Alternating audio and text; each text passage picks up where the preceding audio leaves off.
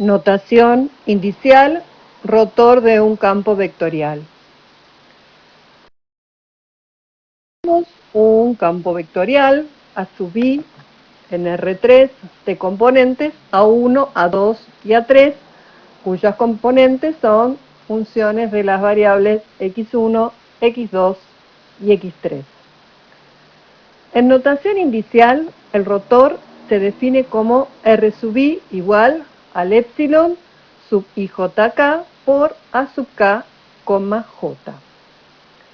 En este caso, los índices mudos son j y k, pues se repiten, y el índice libre es i. Por lo tanto, tendremos tres componentes, o sea que este rotor R sub i va a estar formado por las componentes R1, R2 y R3. Ahora bien, ¿cómo están formadas estas tres componentes? En primer lugar, vamos a recordar cuáles son las componentes del símbolo de permutación que son diferentes de 0. Y recordemos que epsilon 1, 2, 3, epsilon 3, 1, 2 y epsilon 2, 3, 1 son iguales a 1.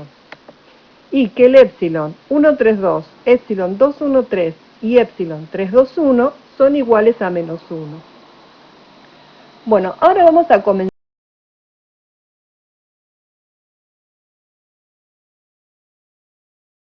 desarrollando las componentes de este rotor y vamos a hacer la primera, cuando i es igual a 1. Es decir, vamos a desarrollar epsilon sub 1 jk por a sub k, j.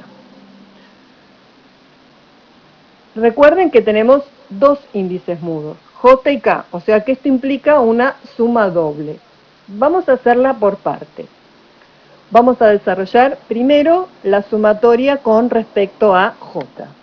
Así nos va a quedar que el epsilon sub 1jk por el a sub k, j es igual al epsilon 1k por a sub k, 1, más el epsilon 12k por a sub k, 2, más epsilon 13k por a sub k, 3. Y ahora vamos a hacer la sumatoria que corresponde a k.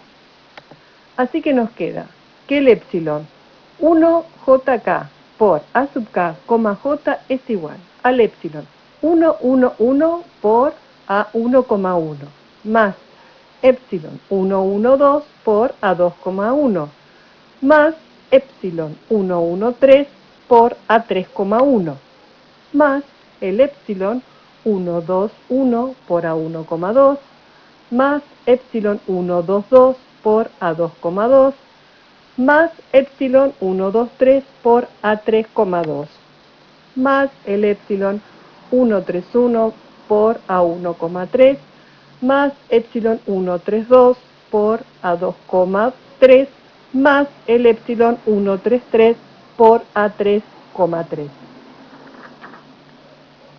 Pero como solo dos componentes del símbolo de permutación, cuyo primer subíndice es 1, son diferentes de 0, solo vamos a escribir que el epsilon 1jk por a k, j es igual al epsilon 123 por a 3,2 más el epsilon 132 por a 2,3.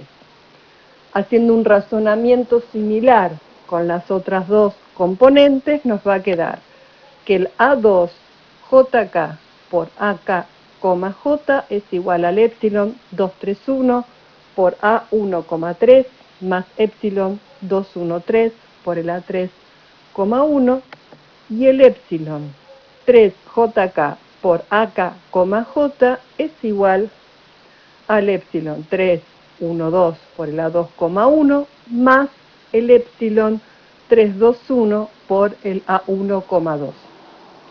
Reemplazando los valores del símbolo de permutación por 1 y menos 1 de acuerdo a lo que corresponda y poniendo todo dentro de la expresión del rotor, nos va a quedar que ese rotor es la primera componente A3,2 menos A2,3 la segunda componente A1,3 menos A3,1 y la tercer componente A2,1 menos A1,2.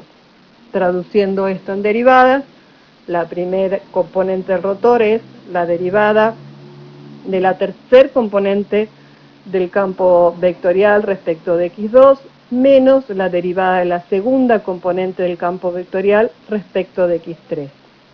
La segunda componente del rotor es la derivada de la primer componente del campo vectorial respecto de x3 menos la derivada de la tercer componente del campo vectorial respecto de x1, y la tercer componente del campo del rotor es la derivada de la segunda componente del campo vectorial respecto de x1 menos la derivada de la primer componente del campo vectorial respecto de x2.